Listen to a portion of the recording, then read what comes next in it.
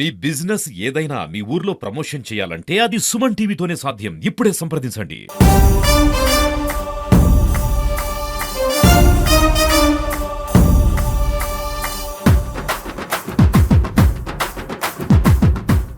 Welcome to Suman TV. Bharat Ratna దేశ మాజీ ప్రధాని అటల్ బిహారీ వాజ్పేయి శత జయంతి సందర్భంగా ధర్మవరం పట్టణంలో కాలేజ్ సర్కిల్లో కాంస్య విగ్రహం ఏర్పాటు చేస్తున్నారు. అదేవిధంగా ధర్మవరం కాలేజ్ క్రీడా మైదానంలో భారీ బహిరంగ సభ ఏర్పాటు చేస్తున్నారు. ఇప్పుడు మనం చూస్తున్నాం, భారీ బహిరంగ సభకు ఏర్పాట్లు భారీగా చేస్తున్నారు, స్టేజ్ ఏర్పాటు చేస్తున్నారు.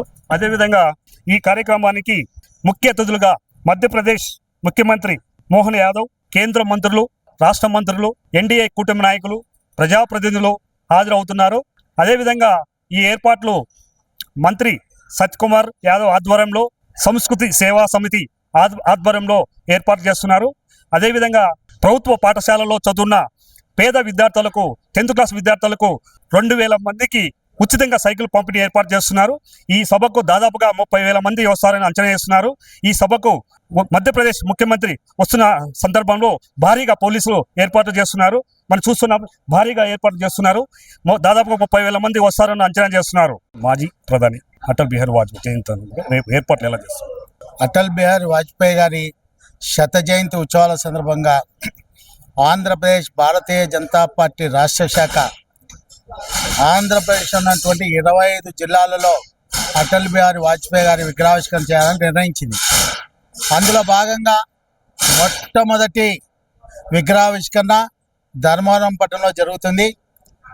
ధర్మవరం పట్టణంలో జరిగేటువంటి ఈ విగ్రహావిష్కరణ కార్యక్రమం మనందరి ప్రియతమ నాయకుడు, ధర్మవరం శాసనసభ్యుడు, రాష్ట్ర వైద్య ఆరోగ్య శాఖ మంత్రి సత్యకుమార్ యాదవ్ యొక్క నాయకత్వంలో వారి యొక్క ఆధ్వర్యంలో నిర్వహించబడుతుంది. దీనికి సంబంధించినటువంటి ఏర్పాట్లు గత 4 రోజులుగా చురుకుగా జరుగుతూ ఉన్నాయి.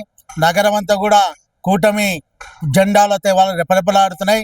గత ఎన్నికల ముందు ఏ రకంగా అయితే జెండాలు ఇక్కడ రెపరెపలాడాయో ఇప్పుడు కూడా ధర్మవరం పట్టణం అంతా కూడా 3 పార్టీల యొక్క జెండాలతో వాళ్ళు రెపరెపలాడతాయి. అదేవిధంగా ప్రాంగణంలో కూడా ఏర్పాట్లు చురుకుగా జరుగుతున్నాయి. దాదాపు 20-25 వేల మంది శాసనసభ నియోజకవర్గ ప్రజలు ఇక్కడ కూర్చునేటట్టు వారికి ఏర్పాట్లు చేయడం జరిగింది. వారికి భోజన వసతి కూడా ఏర్పాట్లు చేయడం జరిగింది. ఎటువంటి ఇబ్బందులు లేకుండా సత్యకుమార్ యాదవ్ గారి నాయకత్వంలో ఏర్పాట్లన్నీ కూడా చురుకుగా జరుగుతున్నాయి. దీనికి అధికారులు కూడా పోలీస్ యంత్రాంగం కావచ్చు, రెవెన్యూ కావచ్చు, మిగతా అధికారులందరూ పూర్తిగా సహకరిస్తున్నారు. ఈ సభకు ఎవరెవరు వస్తున్నారు? కేంద్ర మంత్రులు కానీ మధ్యప్రదేశ్ ముఖ్యమంత్రి వస్తున్నారు అంటున్నారు కదా, ఎవరెవరు వస్తున్నారు?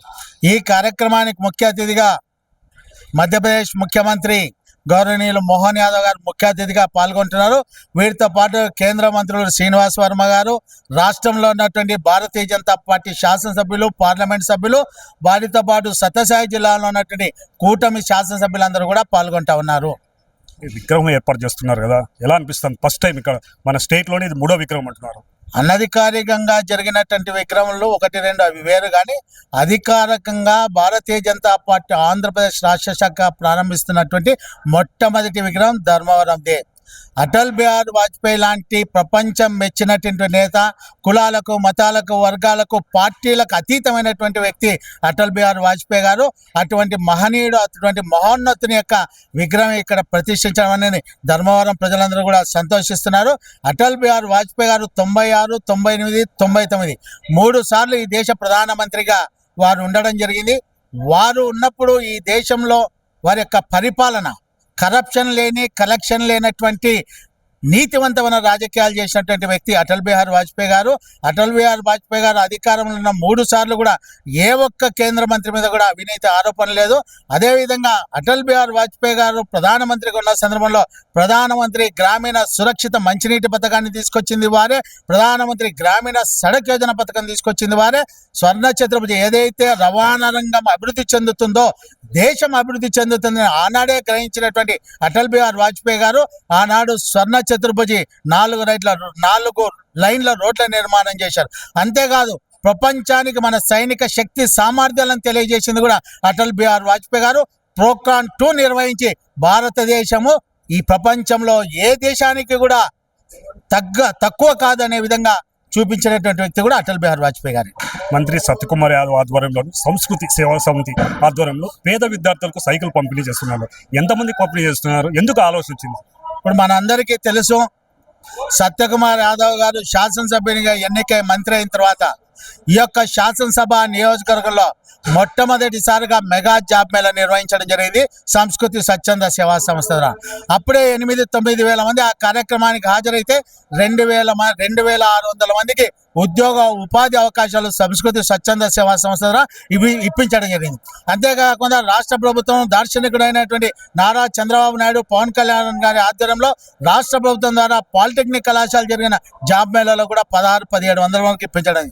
అంతేకాకుండా సంస్కృతి స్వచ్ఛంద సేవా సంస్థ ద్వారా ఈ శాసనసభ నియోజకవర్గంలో ఉన్నటువంటి ఆడబిడ్డల అమ్మాయిలు ఎవరైతే ఉన్నారో దేశంలో IAS, IPS, IRS, IFS Dharmavaram శాసనసభ బిడ్డలు కూడా ఆ స్థాయికి ఎదగాలనేటువంటి ఆలోచనతో మంత్రి సత్యకుమార్ యాదవ్ గారు హైదరాబాద్లోని లక్ష్మయ్య IAS అకాడమీలో తన సొంత నిధులతో 25 మంది విద్యార్థినులకు ఇవాళ ఉచిత శిక్షణా తరగతులు ఇప్పిస్తుంది కూడా సత్యకుమార్ యాదవ్ గారి.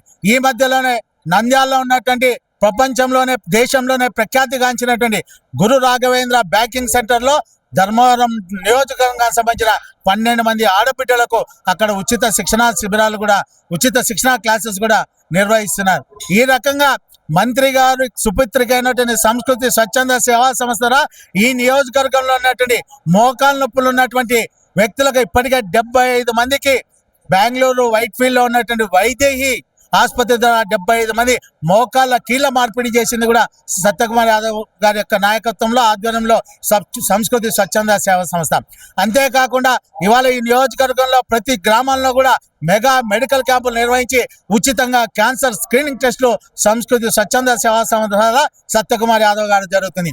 మొన్ననే చూసాం, ఈ నియోజకవర్గంలో ఉన్నటువంటి 2087 మంది విద్యార్థులు 10వ తరగతి చదువుతున్నటువంటి విద్యార్థులు వారి యొక్క పరీక్ష ఫీజు చెల్లించలేరేమనే ఆలోచనతో తన యొక్క సొంత జీతం నుండి 2,60,000 రూపాయల పైచిలకు విద్యార్థుల యొక్క పరీక్ష ఫీజును చెల్లించడం జరిగింది. అందులో భాగంగా ఈ రాష్ట్రంలో ఎవరికి ఆలోచన రాని విధంగా మొట్టమొదటిసారిగా శాసనసభ నియోజకవర్గంలో ఉన్నటువంటి 10వ తరగతి చదువుతున్న విద్యార్థులందరికీ కూడా ఉచిత సైకిల్ ఇవాళ నిర్ణయించడం జరిగింది. రేపటి రోజు ఇక్కడ 1000 ధర్మవరం పట్టణంలో ఉన్నటువంటి 10వ తరగతి చదువుతున్న విద్యార్థులకు 1000 సైకిళ్లను పంపిణీ చేయడం జరుగుతుంది.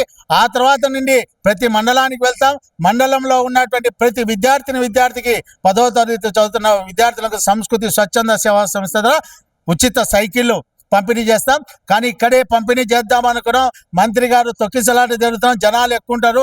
తాడి ముదిగిపడి నుంచి దూర ప్రాంతాల పిల్లలు వస్తే ఇక్కడ వస్తున్నటువంటి VIP యొక్క దీంట్లో ఇబ్బంది పడే అవకాశం ఉంటుంది. కాబట్టి మాకు ఇవాళ వారి ఆదేశాలు ఇవ్వడం జరిగింది.